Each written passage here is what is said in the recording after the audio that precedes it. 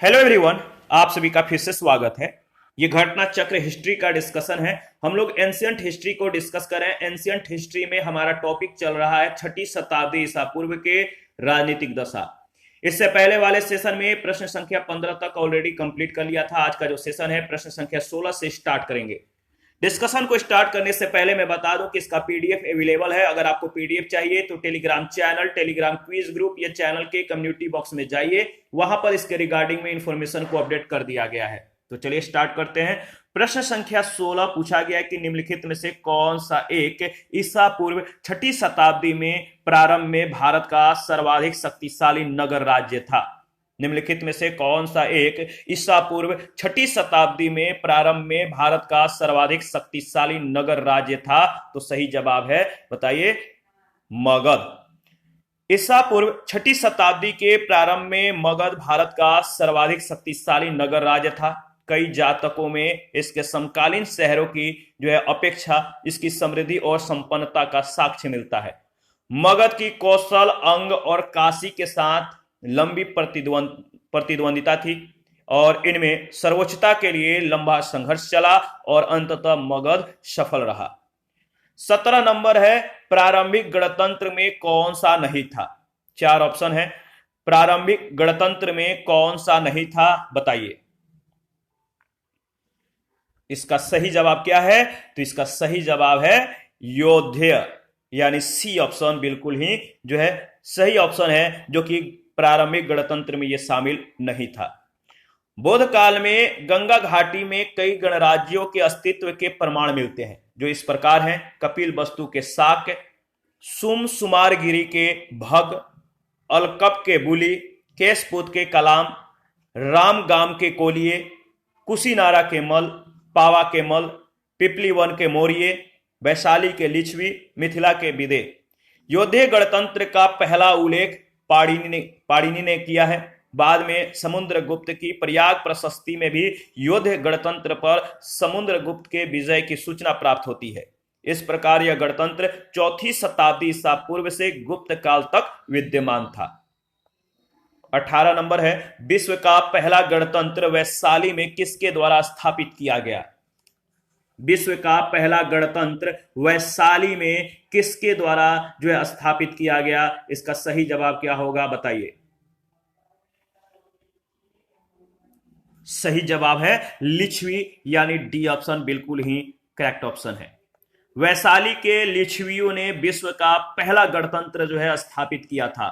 वैशाली बुद्ध काल का सबसे बड़ा तथा शक्तिशाली गणराज्य था। लिच्छवी वजी संघ में सौर प्रमुख थे, याद रखिएगा। इसके बाद अगर बात करें तो प्रश्न संख्या 19 है, ईसा पूर्व 6ठी सदी में विश्व की प्रथम गणतंत्रात्मक व्यवस्था कहां थी? बताइए। ईसा पूर्व 6ठी सदी में विश्व की प्रथम गणतंत्रात्मक व्यवस्था कहां थी? तो इसका सही जवाब हो जाएगा वैशाली, यानी वैशाली में, यानी ऑप्शन ए बिल्कुल ही करेक्ट ऑप्शन है।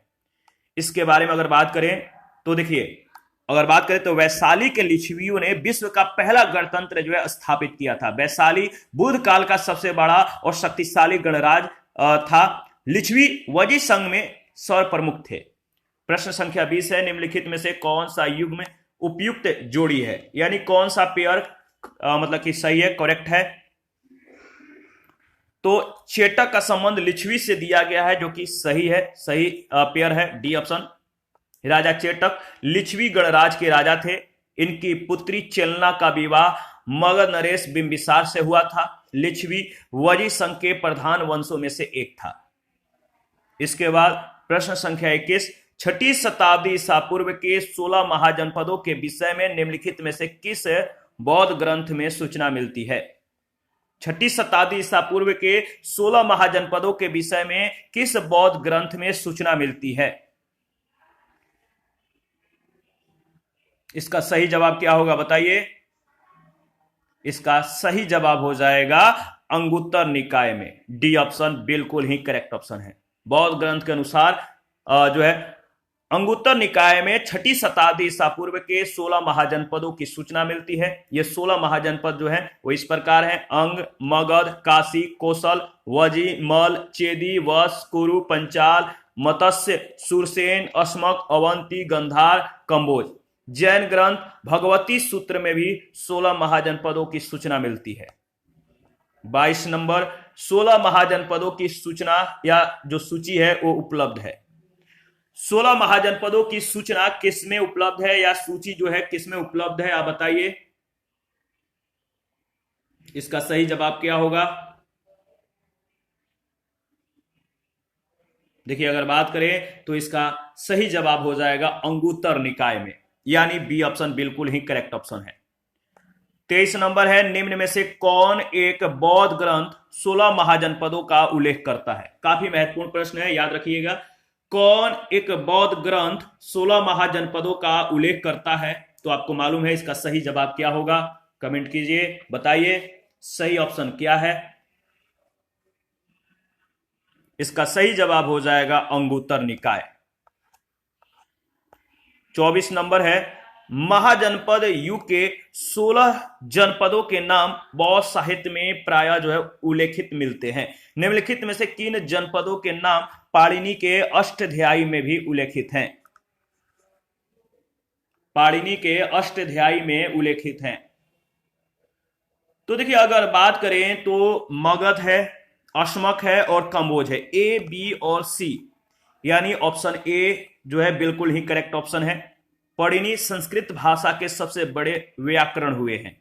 इनका जन्म तत्कालीन उत्तर पश्चिम भारत के गंधार में हुआ था। इनके व्याकरण का नाम अष्टाध्यायी है। अष्टाध्यायी में 8 अध्याय और लगभग 4000 सूत्र हैं।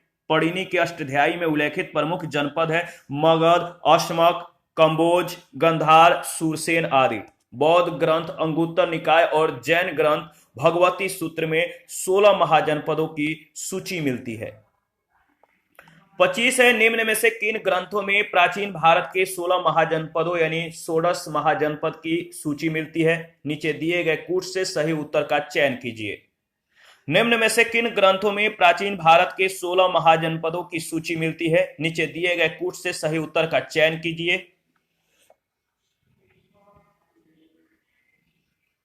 तो देखिए, अंगुत्तर निकाय और भगवती सूत्र, बौद्ध ग्रंथ और जैन ग्रंथ के जो 2 ग्रंथ हैं वो आप ध्यान में रखिएगा।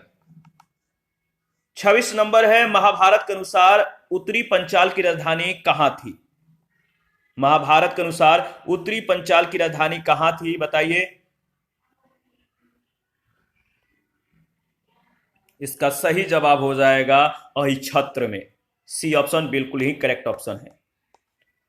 इसके बारे में 1-2 पॉइंट है, देख लेते हैं। उत्तरी पंचाल की राजधानी अहिछत्र थी। दक्षिणी पंचाल की राजधानी कांपिल्य थी। इंद्रप्रस्थ कुरु की राजधानियां थी, जबकि मथुरा सुरसेन की राजधानी थी। 27 नंबर है, 16 महाजनपदों के युग में मथुरा इनमें से किसकी राजधानी थी? 16 महाजनपदों के युग में मथुरा इनमें से किसकी राजधानी थी? इसका सही जवाब क्या होगा, कमेंट कीजिए, बताइए। इसका सही जवाब हो जाएगा, याद रखिएगा, 16 महाजनपदों के युग में मथुरा इनमें से किसकी राजधानी थी? तो इसका सही जवाब हो जाएगा सुरसेन की, यानी डी ऑप्शन। 28 है, चंपा किस महाजनपद की राजधानी थी? चंपा किस महाजनपद की राजधानी थी?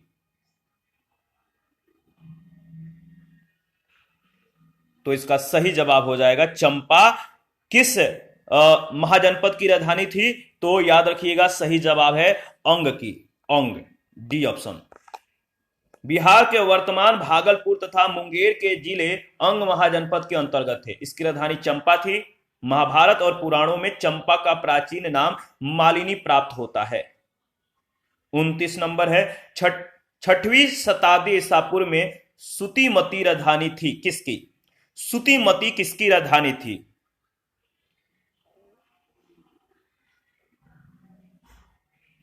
तो देखिए, इसका सही जवाब हो जाएगा 6ठी शताब्दी ईसा पूर्व में सुतिमती जिसकी राजधानी थी, किसकी राजधानी थी? तो याद रखिएगा चेदी की। सी ऑप्शन बिल्कुल ही करेक्ट ऑप्शन है।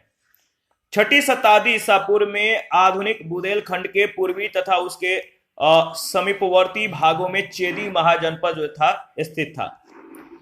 प्रश्न संख्या 30 है, गोदावरी नदी के तट पर स्थित महाजनपद था। गोदावरी नदी के तट पर स्थित महाजनपद था। इसका सही जवाब क्या होगा? इसका सही जवाब हो जाएगा अशक। सी ऑप्शन बिल्कुल ही करेक्ट ऑप्शन है। बौद्ध ग्रंथ अंगुत्तर निकाय तथा जैन ग्रंथ भगवती सूत्र में छठी शताब्दी ईसा पूर्व में वर्णित 16 महाजनपदों में से अशक या अस्मक नर्मदा तथा गोदावरी और नर्मदा नदी के घाटी के बीच स्थित था, जिसकी राजधानी पैठन या पोतन अथवा पोटिल थी, यानी प्राचीन नाम प्रतिष्ठान थी। याद रखिएगा। 31 छठी शताब्दी ईसा पूर्व का मत्स्य महाजनपद स्थित था। छठी शताब्दी ईसा पूर्व का मत्स्य महाजनपद स्थित था। याद रखिएगा, सही जवाब है राजस्थान में, यानी बी ऑप्शन बिल्कुल ही करेक्ट ऑप्शन है। छठी शताब्दी ईसा पूर्व का मत्स्य महाजनपद राजस्थान के जयपुर, अलवर तथा भरतपुर जिले के निकटवर्ती क्षेत्रों में स्थित था। इसकी राजधानी विराटनगर थी। प्रश्न संख्या 32 है, मगध की राजधानी कौन सी थी? मगध की राजधानी कौन सी थी? मगध की राजधानी ग्रीव्रज या राजगृह थी, यानी सी ऑप्शन बिल्कुल ही करेक्ट ऑप्शन है।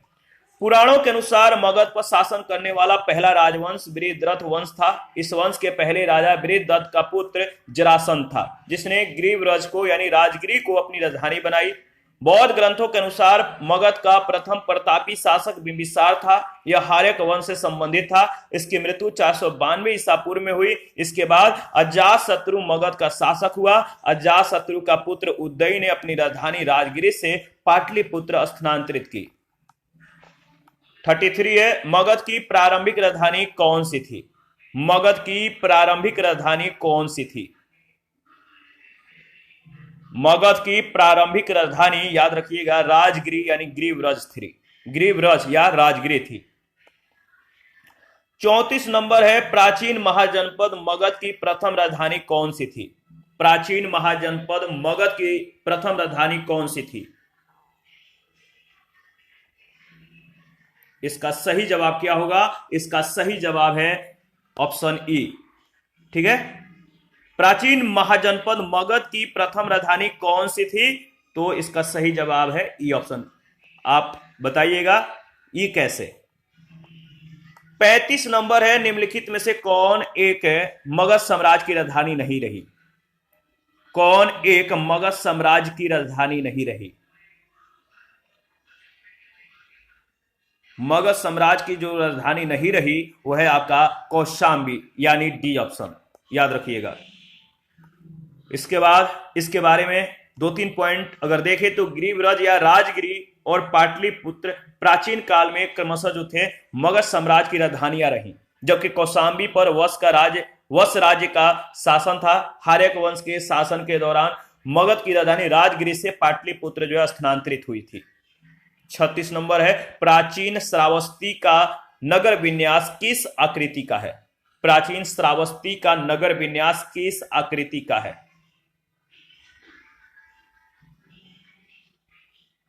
इसका सही जवाब हो जाएगा और चंद्रकार, यानी बी ऑप्शन बिल्कुल ही सही ऑप्शन है।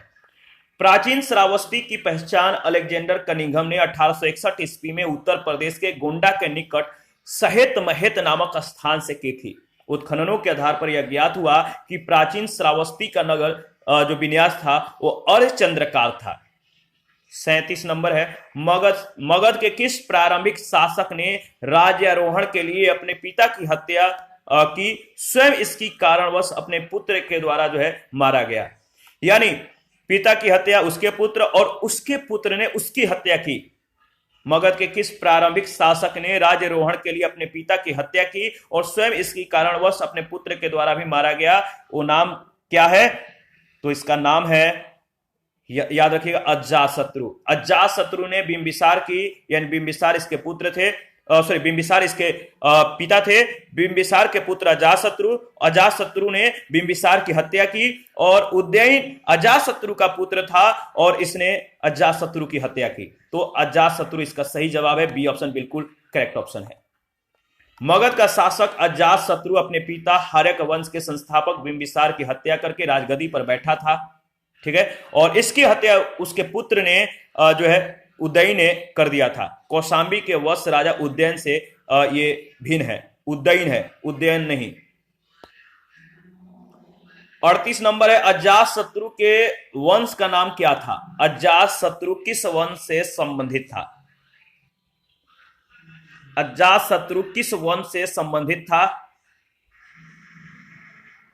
तो सही जवाब है हार्यक वंश से। बी ऑप्शन बिल्कुल ही करेक्ट ऑप्शन है। 39 है, राजकुमार जो अपने पिता के मृत्यु के लिए उत्तरदायी था वो कौन था?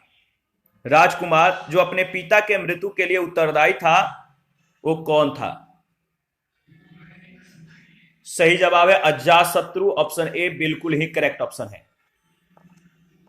40 नंबर है, किसने मगध साम्राज्य में वजी गणसंघ को हराकर आत्मसात किया? किसने मगध साम्राज्य में वजी गणसंघ को हराकर आत्मसात किया? सही जवाब है अजातशत्रु यानी डी ऑप्शन। वैशाली वजी संघ का प्रमुख गणराज्य था। यहां के शासक लिच्छवी थे। बिंबिसार के समय से ही मगध एवं वजी संघ में मनमुटाव था, दोनों के बीच मतलब कि संघर्ष था, जो अजातशत्रु के संघर्ष में बदल गया।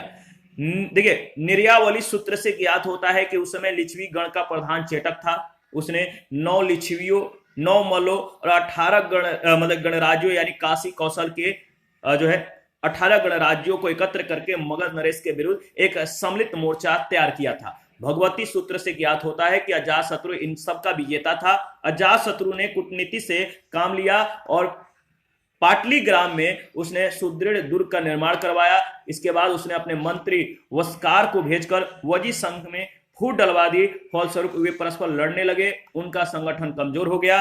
अंततोगत्वा अजातशत्रु ने आक्रमण करके लिच्छवियों को पराजित किया, उनका भूभाग मगध साम्राज्य में मिला लिया। 41 है, मालवा क्षेत्र पर मगध की सत्ता का विस्तार निम्न में से किसके शासनकाल में हुआ था? मालवा क्षेत्र पर मगध की सत्ता का विस्तार निम्न में से किसके शासनकाल में हुआ था? तो सही जवाब है शिशुनाग के यानी डी ऑप्शन। पुराणों के अनुसार मगध नरेश शिशुनाग ने अवंती को जीतकर मगध साम्राज्य में मिला लिया था। 42 है, मगध में नंद वंश का संस्थापक कौन था? मगध में नंद वंश का संस्थापक कौन था? मगध में नंद वंश का संस्थापक महापद्म नंद था, यानी ऑप्शन ए बिल्कुल ही करेक्ट ऑप्शन है। मगध पर शिशुनाग वंश के बाद नंद वंश का वर्चस्व जो है स्थापित हो गया, ठीक है। और नंद वंश का संस्थापक कौन था? महापद्म नंद या उग्रसेन था। पुराणों में महापद्म नंद को सर्वछत्रांतक और अपरो परशुराम कहा गया है। 43 है, मगध का कौन सा सम्राट अपरो परशुराम के नाम से जाना जाता है? वह कौन सा सम्राट है जो अपरो परशुराम के नाम से जाना जाता है? तो उग्रसेन, महापद्म नंद, ये सभी जो है अपरो परशुराम, सर्वछत्रांतक, ये सभी जो नाम है महापद्म नंद का ही है, डी ऑप्शन। देखिए, अगर बात करें तो 44 में जो प्रश्न पूछा गया कि वाराणसी को निम्नलिखित में से किसने अपनी द्वितीय राजधानी बनाया था, काफी महत्वपूर्ण है, याद रखिएगा। वाराणसी को निम्नलिखित में से किसने अपनी द्वितीय राजधानी बनाया था? तो देखिए, जो ऑप्शन है डाउटफुल है, सही ऑप्शन नहीं दिया गया इसमें। अगर बात करें तो 6ठी शताब्दी ईसा पूर्व में वाराणसी काशी महाजनपद की राजधानी थी, काशी महाजनपद की, जिसे हर्यक वंश के शासक बिंबिसार ने कौशल नरेश प्रसेनजित की बहन महाकोसला के साथ विवाह करके दहेज के रूप में प्राप्त किया था। किसने? बिंबिसार ने कौशल नरेश प्रसेनजित की बहन के साथ यानी महाकोसला के साथ विवाह करके दहेज के रूप में जो है इस क्षेत्र को प्राप्त किया था। इसी प्रकार अजातशत्रु के समय प्रसेनजित ने अपनी पुत्री वाजिरा का विवाह अजातशत्रु से करके काशी के ऊपर उसका अधिकार स्वीकार कर लिया।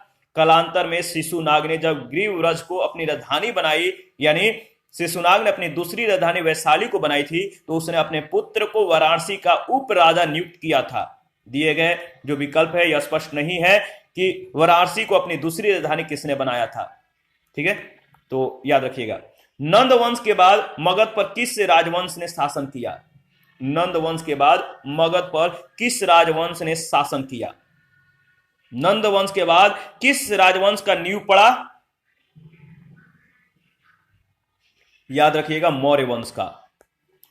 मगध के नंद वंश की स्थापना शिशुनाग वंश का अंत करके की गई थी। नंद वंश में कुल 9 राजा हुए थे।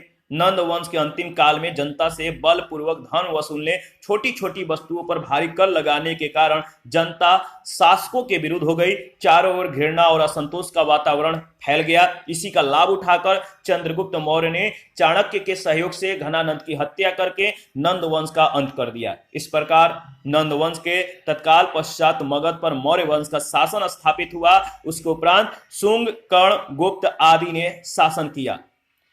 46 है, राजा नंद का उल्लेख करने वाला अभिलेखीय प्रमाण है। राजा नंद का उल्लेख करने वाला अभिलेखीय प्रमाण है, इनमें से कौन? राजा नंद का उल्लेख करने वाला अभिलेखीय प्रमाण इनमें से कौन है? 46 का सही जो आंसर होगा क्या होगा? राजा नंद का उल्लेख करने वाला जो अभिलेखीय प्रमाण है वो है खारवेल का हाथी गुफा अभिलेख, यानी ऑप्शन ए बिल्कुल ही करेक्ट ऑप्शन है। कलिंग के चेदी वंश का सबसे प्रतापी शासक खारवेल था। इसके विषय में जानकारी का जो प्रमुख स्रोत है इसकी हाथी गुफा अभिलेख है। नंद वंशीय शासक महापद्म नंद के द्वारा कलिंग में नहर खुदवाए जाने का भी उल्लेख इसी अभिलेख में मिलता है, यानी यह नहरों की जानकारी देने वाला प्रथम अभिलेखीय साक्ष्य है। 47 है, निम्नलिखित मगध राजवंशों को कालक्रमानुसार व्यवस्थित कीजिए। निम्नलिखित मगध राजवंशों को काल क्रमानुसार व्यवस्थित कीजिए। तो उत्तर जो दिए गए निम्न कूटों से चुनिए और बताइए कि इसका सही जवाब क्या होगा। देखिए, अगर बात करें तो सही काल क्रमानुसार जो राजवंश हैं किस ऑप्शन में दिया गया है? तो देखिए, अगर बात करें तो हार्यक वंश, इसके बाद नंद वंश, इसके बाद मौर्य वंश, इसके बाद शुंग वंश, यानी बी ऑप्शन। बी ऑप्शन बिल्कुल करेक्ट ऑप्शन है। हार्यक वंश का समय है 544 ईसा पूर्व से 412 ईसा पूर्व, नंद वंश का 344 से 321, मौर्य वंश का 321 से 184, शुंग वंश का 184 से 75 ईसा पूर्व। 48 है, गौतम बुद्ध के समय प्रसिद्ध वैद्य जीवक जिसके दरबार से संबंधित था। किसके दरबार से जीवक जो थे वो संबंधित थे? गौतम बुद्ध के समय का प्रसिद्ध वैद्य जीवक किसके दरबार से संबंधित था? याद रखिएगा, सही जवाब हो जाएगा बिंबिसार के दरबार से, यानी बिंबिसार की राजवैद्य था। गौतम बुद्ध के समय का प्रसिद्ध वैद्य जीवक जो था बिंबिसार के दरबार से संबंधित था। बिंबिसार ने अपना राजवैद्य जीवक को अवंती नरेश चंड प्रधोत के राज्य में चिकित्सा सेवा के लिए भेजा था। 49 है, मगध शासक बिंबिसार का चिकित्सक कौन था? मगध शासक बिंबिसार का चिकित्सक कौन था? याद रखिएगा, सही जवाब हो जाएगा जीवक। सी ऑप्शन बिल्कुल ही करेक्ट ऑप्शन है, बहुत बार पूछा गया है। 50, निम्नलिखित कथनों पर जो है विचार कीजिए। पहला है, विश्व के सभी भागों में ईस्वी पूर्व 6ठी शताब्दी एक महान धार्मिक उथल पुथल का काल था। बी, अगर बात करें तो दिया गया वैदिक धर्म बहुत जटिल हो चुका था। इन दोनों में से कौन सा कथन सत्य है?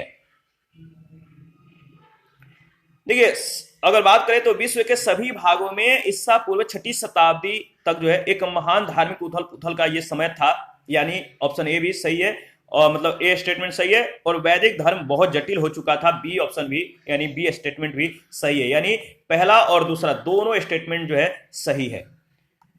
तो सही आंसर क्या हो जाएगा? B option. इसके बारे में अगर बात करें तो ईसा पूर्व 6ठी शताब्दी में उत्तर भारत की मध्य गंगा घाटी क्षेत्र में अनेक धार्मिक संप्रदायों का उदय हुआ। देखिए, अनेक मत तथा दर्शनों के प्रादुर्भाव ने बौद्धिक जो है आंदोलन का रूप ग्रहण किया। विभिन्न मतों को मानने वाले सन्यासी घूम घूमकर अपने जीवन दर्शन का जन समुदाय में प्रचार और एक दूसरे के दर्शन का खंडन भी करते थे। यह भी महत्वपूर्ण है कि इस प्रकार के बौद्धिक आंदोलनों के प्रमाण अन्य देशों में भी मिलते हैं। चीन, ईरान, यूनान में पुरातन मान्यताओं को चुनौती देने वाले कन्फ्यूशियस, जरथुस्त्र, पाइथागोरस थे। वैदिक धर्म बहुत जटिल हो चुका था, मंत्रों की शुद्धता और यज्ञों पर बहुत जोर था, जिससे पुरोहितों का महत्व अत्यधिक बढ़ गया। यज्ञों में बहुत धन्य जो है व्यय होने लगे, पशु बलि को भी बढ़ावा दिया। 51 है, काल्पी नगर किस नदी के तट पर स्थित है? काल्पी नगर किस नदी के तट पर स्थित है?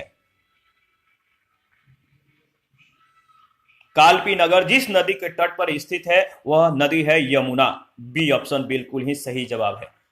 काल्पी नगर उत्तर प्रदेश के जालौन जिले में स्थित एक नगर है। यह एक यमुना नदी के तट पर स्थित नगर है। प्राचीन काल में यह कालप्रिय के नाम से विख्यात थी।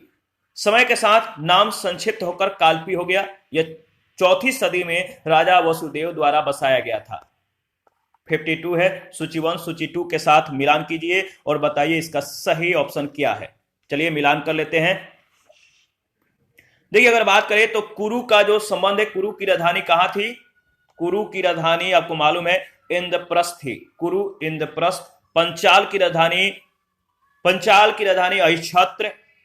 कौशल की राजधानी साकेत और वश की राजधानी कौशाम्बी थी। यानी सही जो ऑप्शन है वो ऑप्शन बी में दिया गया है। दोबारा से इसको रिवाइज कर लेते हैं ताकि आपको याद हो जाए। कुरु की राजधानी इंद्रप्रस्थ थी, पंचाल की अहिच्छत्र, कौशल की साकेत और वश की कौशाम्बी। 53 में भी सूची 1 सूची 2 के साथ आपको मिलान करना है, तो चलिए मिलान करते हैं। मत्स्य की राजधानी विराटनगर थी। मत्स्य की राजधानी विराटनगर।